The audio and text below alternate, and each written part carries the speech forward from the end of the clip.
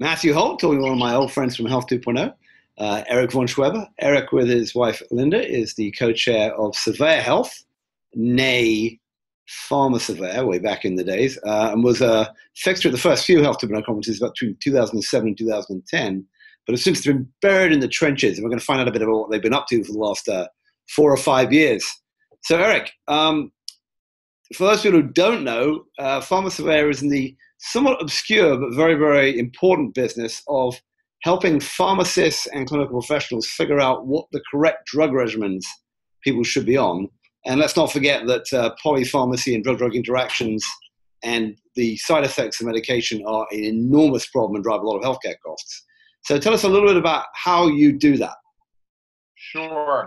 Well, going back to that name, so yes, we originally started and were founded under the name Pharma Surveyor. And when we decided back in 2010 to move into professional circles, which had been on our roadmap all along, we changed the name to more accurately reflect our mission, because it's not just medications and it's not just safety issues, it's health.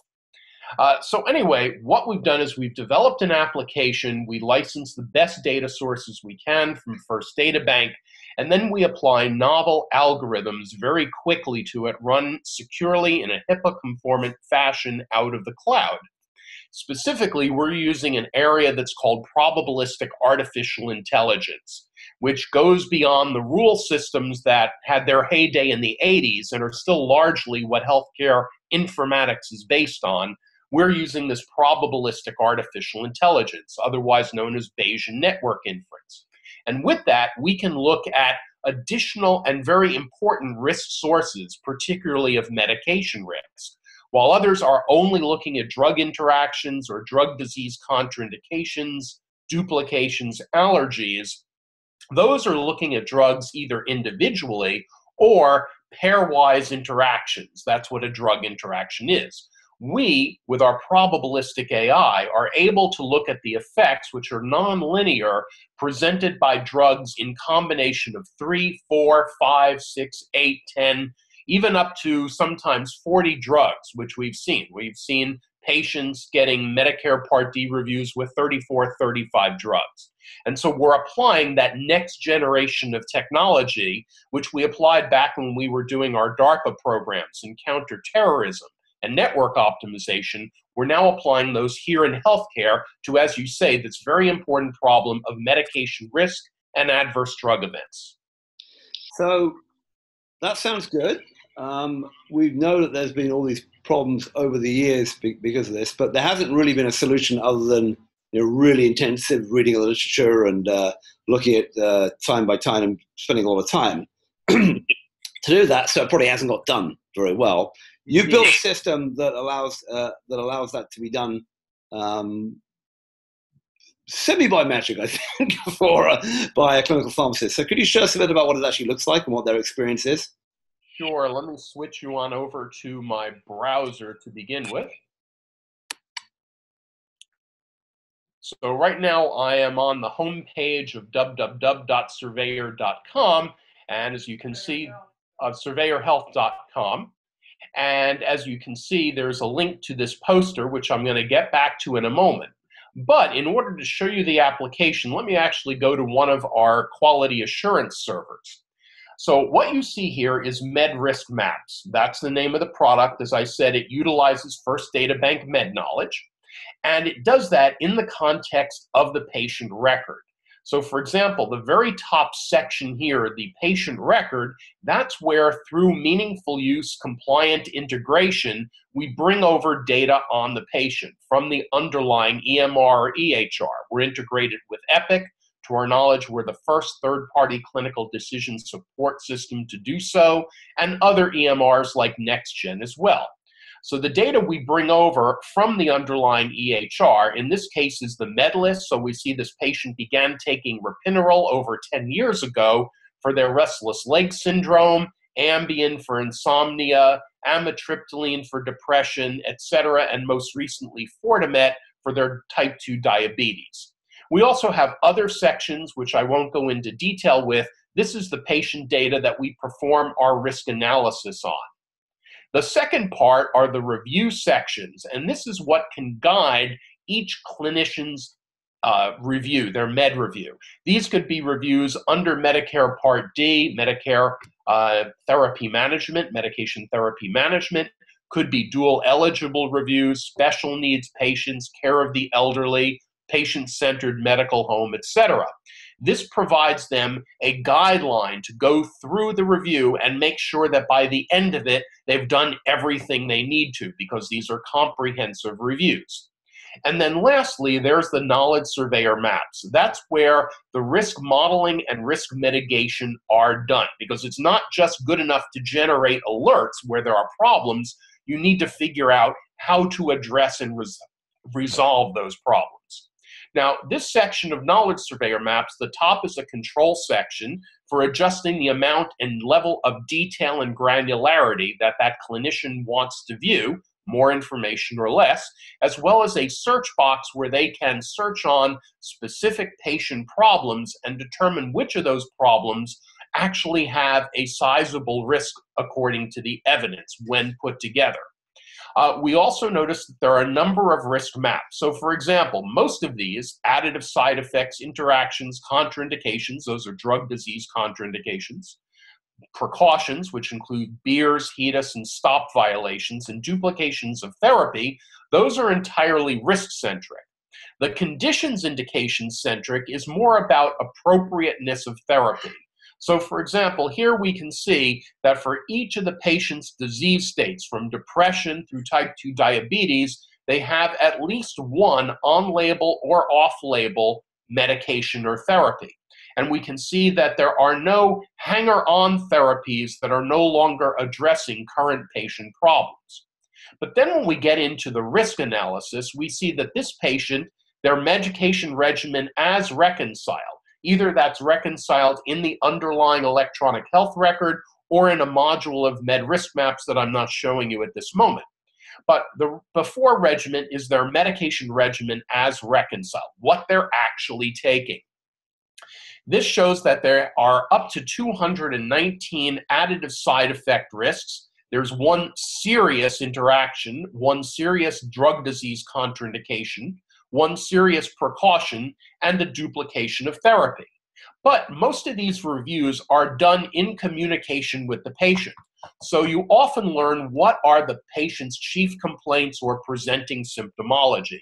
So if I now search on two patient problems that they're complaining about, they're having episodes of falling as well as cognitive impairment, we see that although there are 219 additive side effects, 2 of them are specifically correlated or contributing to falls and confusion. Even though there's a serious interaction, it's not correlated or contributing to those problems. Neither is this serious drug disease contraindication, but this precaution is. And that helps us to identify where we're going to drill down further, because remember, clinicians are pressed for time, whether they're physicians, nurses, or pharmacists. They all are trying to do more in less time. So let's go ahead and open up the risk map, and I'll just use the single click to open it up in its concise view and scroll it up. So first we're looking at these 2 additive side effects which are related to falls and confusion.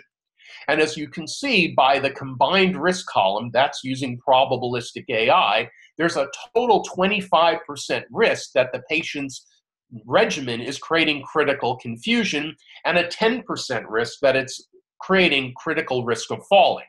Notice that it's not a simple linear sum. You cannot just add up the component risk from ropinirole, Ambien, and amitriptyline and arrive at the total risk. In polypharmacy, the risks are always higher. In this case, it's the greater than the sum of its parts is not so desirable, but it's reality.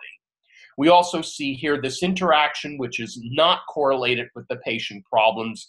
We see a drug disease contraindication, not correlated, and we see this precaution, which is. In fact, amitriptyline, which the patient is on, in the dose that they're on, it's in violation of Beers, HEDIS, and stop. So a payer whose provider is prescribing this medication regimen will get dinged on this patient overall, unless they're one of the few that they're excluded for.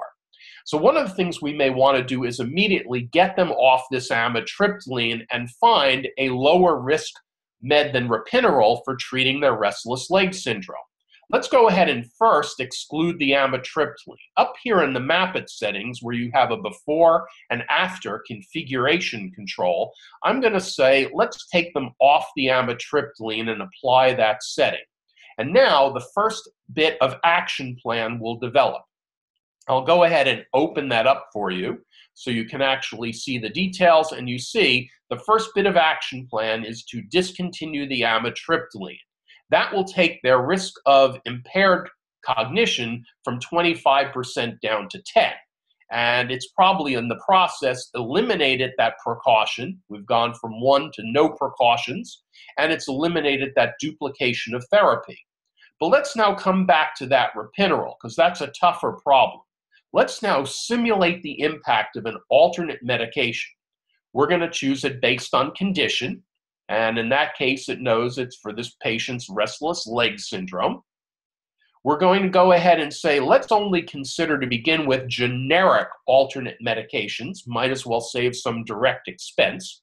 And what we see is that there's the patient's existing med plus 5 other meds. Let's go ahead and select all of them with a single click and now compare them side by side with the patient's current medication with respect to their patient problems. So we see that their current ropinirole, we already know it's a high-risk medication for these problems. But as you notice, this first generic substitute, carbidopa, has no risk of critical falling or critical confusion. It does have a risk of minor confusion. That's one trade-off.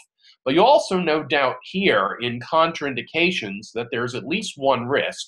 And here we see that while carbidopa could eliminate the risk of their critical falling and confusion, it introduces a new risk, a severe warning for patients on depression. So in this case, the way we'll walk or navigate this trade-off is we'll choose the gabapentin, which largely eliminates this risk and doesn't introduce a new risk. So I'm going to go ahead and select it as the replacement, confirm the temporary replacement. It's wanting to know, will you also use this replacement for their restless leg? Yes, we will. Finish the simulation. And now we'll have a more extensive action plan. So now we've got the ropinirole being replaced by the gabapentin oral, as well as amitriptyline being discontinued. I'll go ahead and close down, collapse the action plan, and we can see the net of that to those two changes are to almost eliminate the patient's risk of impaired cognition, as well as nearly eliminate the risk of falling. That's great. And we could continue on in this fashion, addressing the other meds in the patient's problem list and their other problems and their other meds. Now, at this point in the review, once the pharmacist has modeled and mitigated all of the risks that they decide to, what we can do now is we can now take that data and apply it back to the EHR. For example, we can launch the textual action plan, and this enables that clinical pharmacist to copy as much or as little of that action plan, put it back into an encounter or progress note in that patient's EHR record. Or we can then go into the review section and we can actually preview the required documentation required by Medicare and Medicaid, required for providers. We can go into the metrics analysis for this review or for a group of reviews, and we can drill down as far as we want to find out what this review has actually accomplished. For example, have we successfully gotten this patient off of these various violations that inform reimbursements and star ratings? And we have. So that's how a clinician would use this. What I'd like to show you next, Matthew, is the result of a series of clinicians who have just done this. So I'm switching you guys over. I think I have to switch over to share. So, Eric, as you switch, let me stop you for a second. Sure. Because a couple of things you're doing there, which I think we don't want to rush over too much. The first is that you're collating a huge amount of information about these different drugs and then doing a whole new thing, which is calculating, as you said, the trade-offs between taking one drug away and adding another one, which may get you lose some of the swings, you gain some of the roundabouts in terms of different issues, and you're navigating that fine balance. But you actually are leaving a fair amount of leeway and decision for the pharmacist there. You're not just giving them one answer. Is that designed in that way? Is that about right? That's correct, Matthew. SurveyorHealth is not in the business of providing recommendations. What we're doing is providing knowledge navigation of the patient's record in the context of the medical evidence to help that clinician navigate that evidence and employ it at the point of care to inform their own critical decision making, because we still have things up in our brain that even the most advanced forms of AI cannot do. And that's why we need that clinical pharmacist, but we need to empower them with the data and the analytics that are available. So the other thing is you're doing, this is pretty much, so that's right, you still involve the pharmacist greatly. You're speeding up, presumably, the tasks they're doing a lot. I assume they can now do many more of these medication therapy reviews, or perhaps do more complex patients in less time, or basically are more productive with it. Or I'll just pause you a second, as I'm about to show you in a poster that our accountable care organization did, actually do more with residents and basically entry-level clinical pharmacists as opposed to the most seasoned. Yeah, so why don't you show that up? Because that's coming to the next part, is how does this get used in practice? And given you've been looking at this for several years now, you can perhaps describe for the organizations that you've been working with, who are some pretty big ones, what were they doing before and how many kind of patients were they getting through? So show us the poster of what actually happened. I think this is with Heritage, I believe, and then give me a sense about how you think this is going to change the workflow and, in fact, change the impact on care. So tell us a bit about this poster. So this poster was just presented at the ASHP conference in Anaheim this past week, and it was produced and presented by Desert Oasis Healthcare, which is a member of the Heritage California ACO, which is the largest of the U.S. pioneer accountable care organizations. So what Heritage and Desert Oasis wanted to know was, what happens if you take med risk maps and put it in the hand of pharmacy residents and compare their performance in doing reviews, in reducing risk and meeting care guidelines, compared to seasoned clinical pharmacists. And when I say seasoned, I mean clinical pharmacists who are doing 3,000 reviews a year. It's their full-time job. And those seasoned clinical pharmacists, those are the ones who are armed with an electronic health record, but not the specialized med risk maps tool. Well, this is the poster, but let me drill down into some details.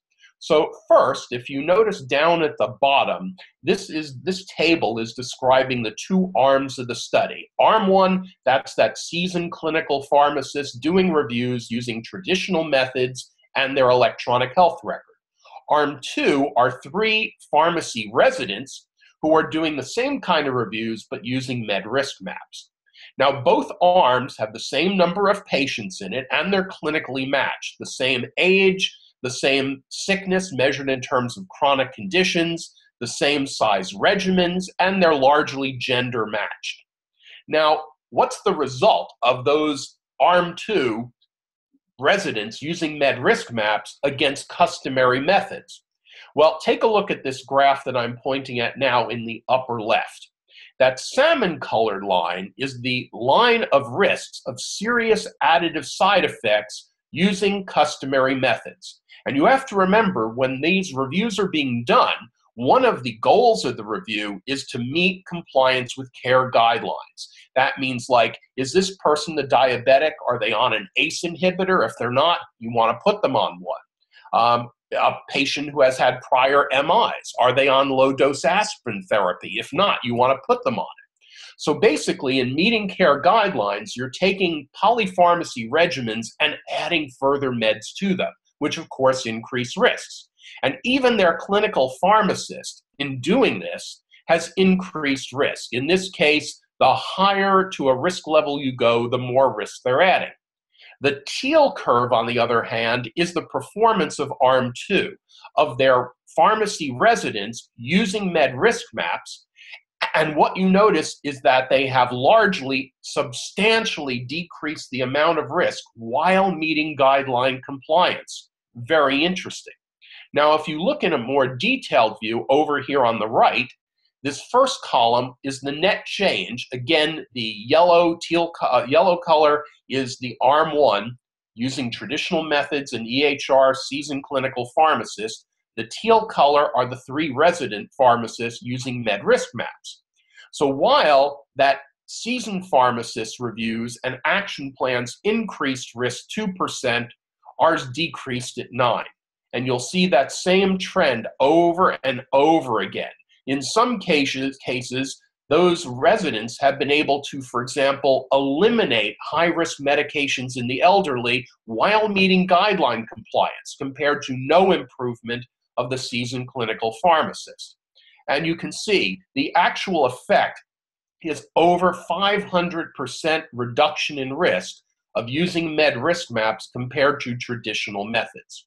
There's one more slide I can show you. This is an individual patient who's been de-identified. Their identity is obfuscated.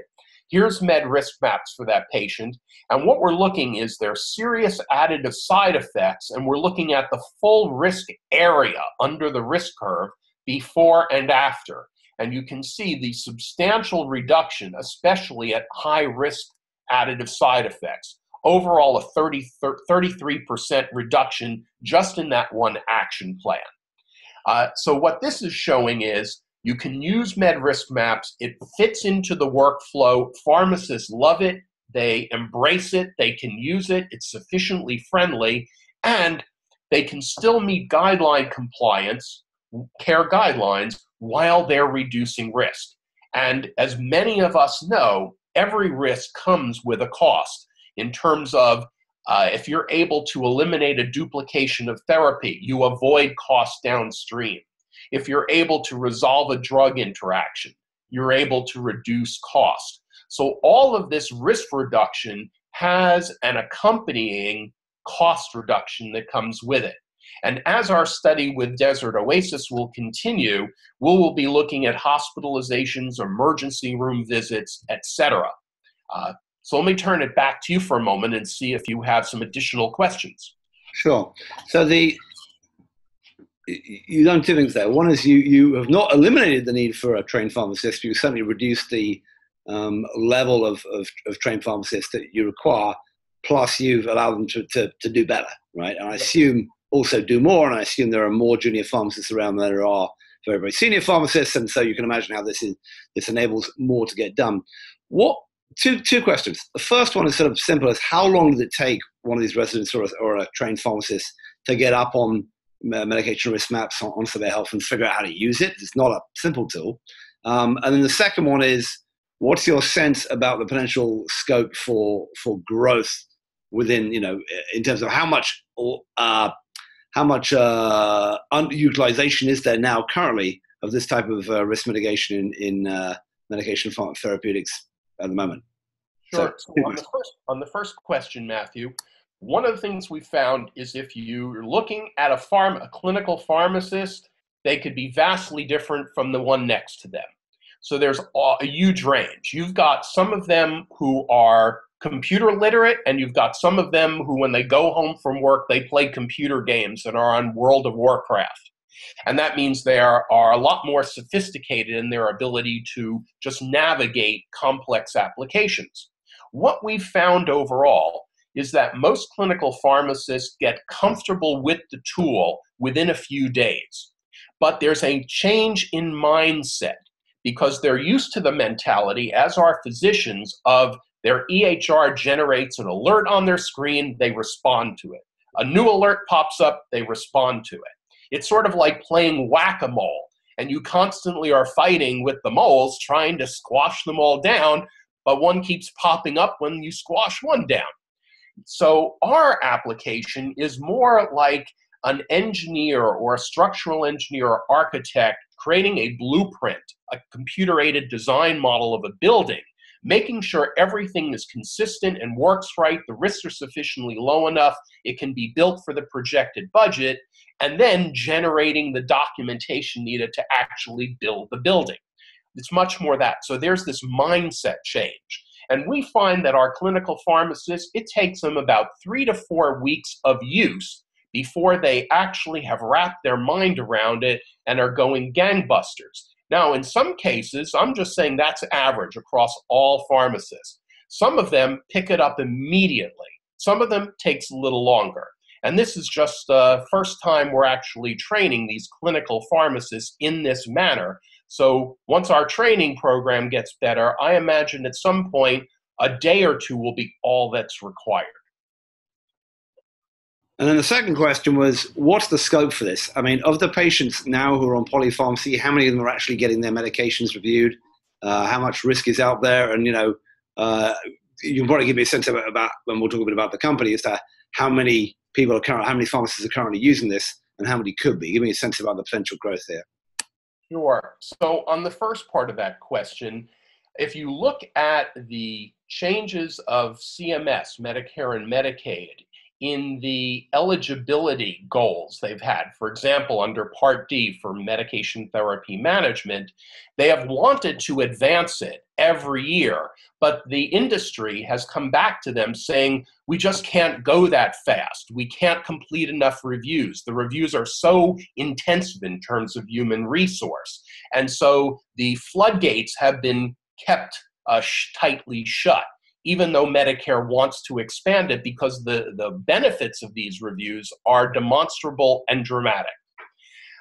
So what we do see, and if I want to put a number to it, we have heard estimates of between 1 and 5, at most 10% of those eligible for Part D comprehensive medication reviews are actually getting reviewed because it is so labor intensive. So by us bringing this technology to market, in the Medicare Part D space, but wherever med reviews are done, and that could be by pharmacists, by physicians, by nurse practitioners, every time a new prescription is added in an EHR or e-prescribing, that generates a new set of risks. And by making the tool applicable, both in short times as well as largers, that will help immensely. So now in terms of numbers, we've got a number, our consumer site has still 100,000 people using it without advertising. And then some of that are professional users. And recently we've had our clinical pharmacists using it. So we're talking about handfuls of them, not hundreds at this point, because right now we've been in study mode, doing these observational studies, creating analytics, evaluating them, and doing these pilot projects to determine how best to go into phased implementation with some of the major healthcare systems. So let's talk about that, because as I said at the start, you guys have been around since the start of Health 2.0. It's been somewhat hard slogging because you've been working sort of within, getting on the inside of some of these large healthcare systems. Something you can talk about, something that you can't, but Heritage obviously is one example. Tell us a bit about the progressions of the company. You spent a lot of time and obviously spent a decent amount of money so far building this out, improving the product, adding features to it, but also, figuring out how to get it used. You're still a very small company. So give me a sense about where SurveyorHealth is now in your progression, what where you are with these kind of customers and what you expect to see.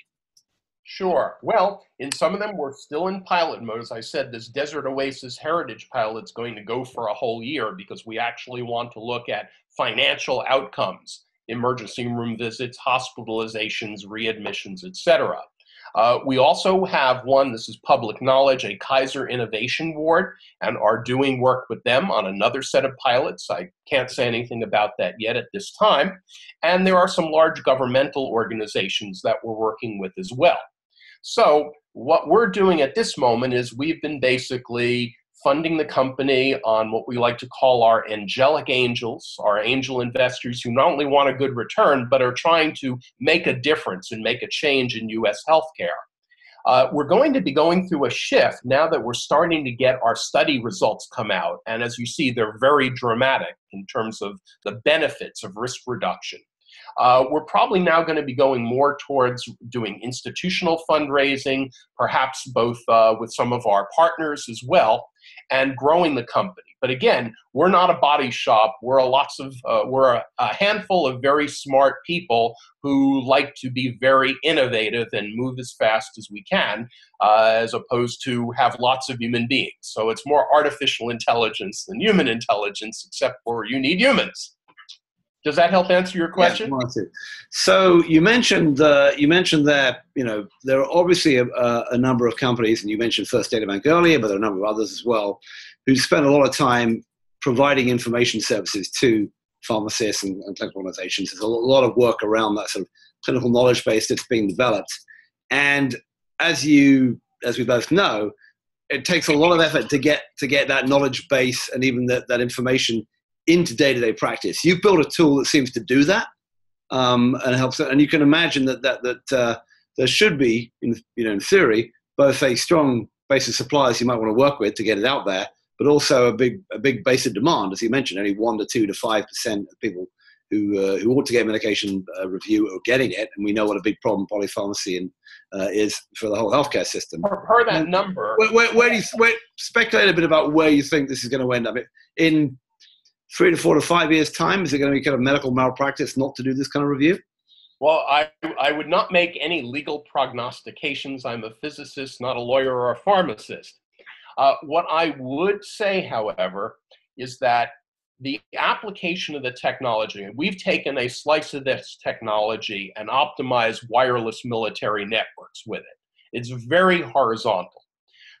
When we came into the healthcare space, we saw medication regimens as the first kind of care plans that we would address, largely because of the availability of the structured, well-curated data.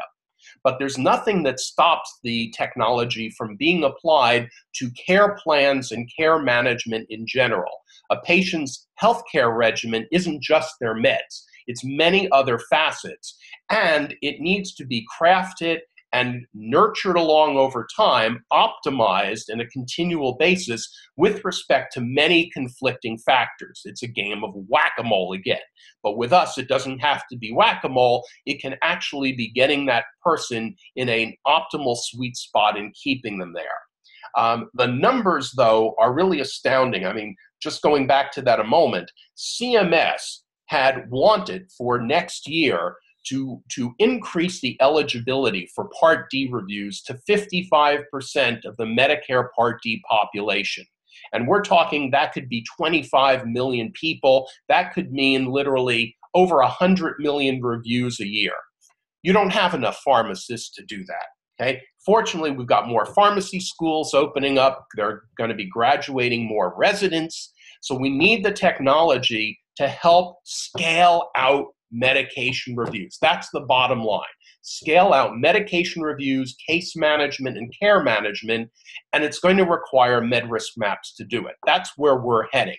Did that answer your question? Yeah, I think that makes sense. So it seems to me that there's a wide open field, and it's one of those things which at some point it's going to become something like medication risk maps or something like that will become complete standard of care. And people were wondering they never had that in the past, and you should expect to see that go through into the sort of into changes in healthcare costs and better health outcomes and all the rest of it. Let me leave you with one final question, Eric. So you came over from the DARPA world and the artificial intelligence world, and where things move fairly quick in the experimental world of the military. Did you think it would be 7, 8, 9 years before you were really sort of getting to get ready for launch and take off in the world of healthcare? Never in our wildest imaginations. Yes, things in the DARPA world move really fast, and in the intelligence world. And fortunately, I'm very glad that Obama was elected and we have Obamacare. Obviously, there are some conservatives that would rather not have it. But it's the first time we've seen a serious impact on the healthcare system, on electronic health records, on interoperability standards. All of that has helped us actually deploy the technology. We've used those standards in integrating with Epic and other EMRs in the large healthcare systems. So we never thought it would take that long. We actually thought Pharma Surveyor would be a demonstration project for the core optimization algorithm, what I like to call explorative multidimensional optimization of combinatorial systems. But as many of our colleagues, we've had champions now in these large organizations who have been champions of ours unwavering for 4 or 5 years. That tells you how much they think of what we're doing. And so we've decided to ride the wave. It takes this long. They said, once you're in, you're in. So we're in it to win it. We're in it for the long term. And for anyone who would like to see, they can also play around with a scaled down version of what I just showed you that's on www.SurveyorHealth.com. You have to sign up for a free membership. There's no advertising, but then you can actually play with it and get your hands on it to see what it does. Great. Well, very exciting. It's good to see that you guys have got some good data starting to come out and some real traction starting to happen. I too thought it would happen a few years back, but good to see it's finally happening, and you're in it for the long haul. So I've been talking with Erick von Schweber. He's the co-chairman of SurveyorHealth, and he's been showing us medication risk management and medication risk maps, and talking about the whole idea of medication therapy management and how that is going to change over the next few years. Erick, thanks for your time.